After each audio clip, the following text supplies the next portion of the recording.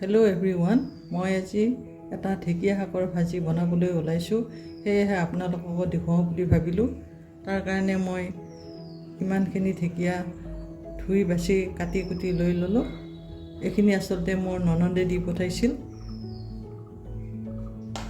তাৰ কাৰণে মই পিঁয়াজ এইখিনি কাটি লৈছোঁ, কেঁচা জলকীয়া মই এটা কাটি লৈছোঁ, অলপ নহৰু পেষ্ট লৈছোঁ, মিঠাতেল লৈছোঁ আৰু মই এইখিনি শুকান মছলা লৈছোঁ।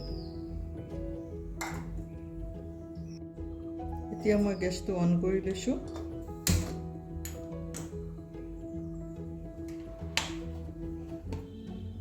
কেৰাহীত মই তেল দি দিছোঁ, অলপ সৰহকৈ দিছোঁ।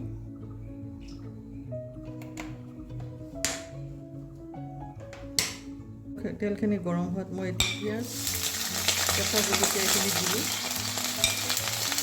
পিঁয়াজটো অলপ বেছিকৈ দিলে ভাল লাগে, সেয়েহে মই পিঁয়াজ অলপ সৰহকৈ দিছোঁ।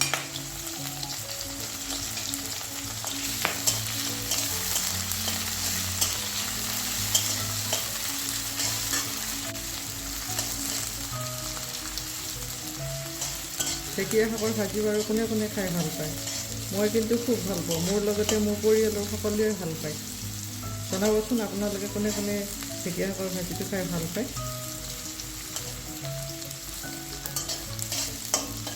পিঁয়াজখিনি আধা ভাজা হোৱাৰ পিছত মই আধা চামুচতকৈ কম নহৰু পেষ্ট দি দিছোঁ।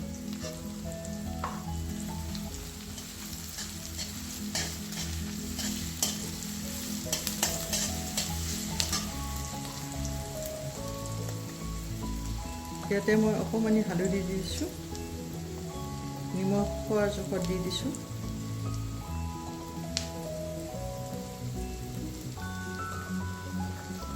ধনিয়া সৰু চামুচেৰে এচামুচ দি দিছোঁ।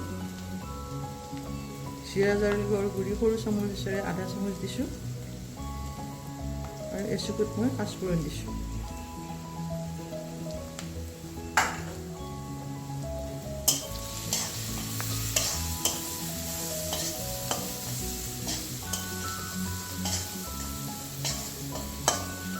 এইখিনি মই অলপ ৰহস্যকৈ ভাজি লৈছোঁ।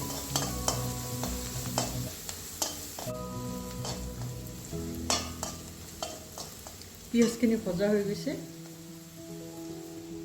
মই এতিয়া ঢেকীয়া শাকখিনি ইয়াতে দি দিছোঁ।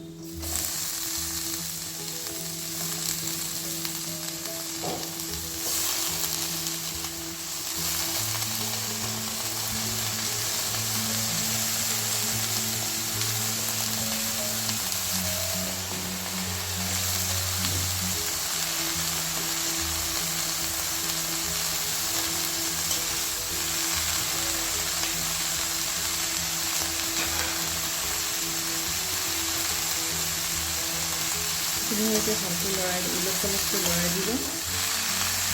আৰম্ভণিতে ঢাকনিখন দিব নালাগে। আৰম্ভণিতে ঢাকনিখন দিলে অলপ দীঘল দীঘল হয়, সেয়েহে অলপ এইখিনি ভালকৈ ওলট পালটকৈ লৰাই দি অলপ ভাজি ল'ব লাগে।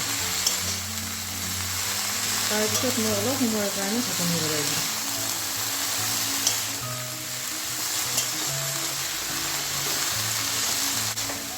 মোৰ কিন্তু খুব ভাল লগা শাকৰ ভাজি আছে।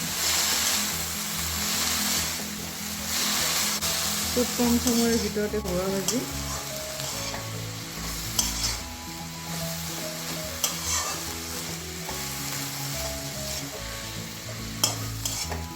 মই এতিয়া 5 মিনিটৰ কাৰণে মই ইয়াতে ঢাকনি এখন লগাই দিম।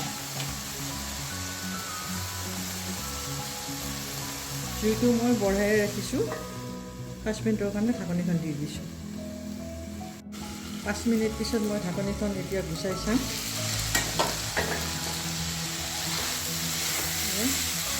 ভাজি মোটামুটি ঠিকেই গৈছে।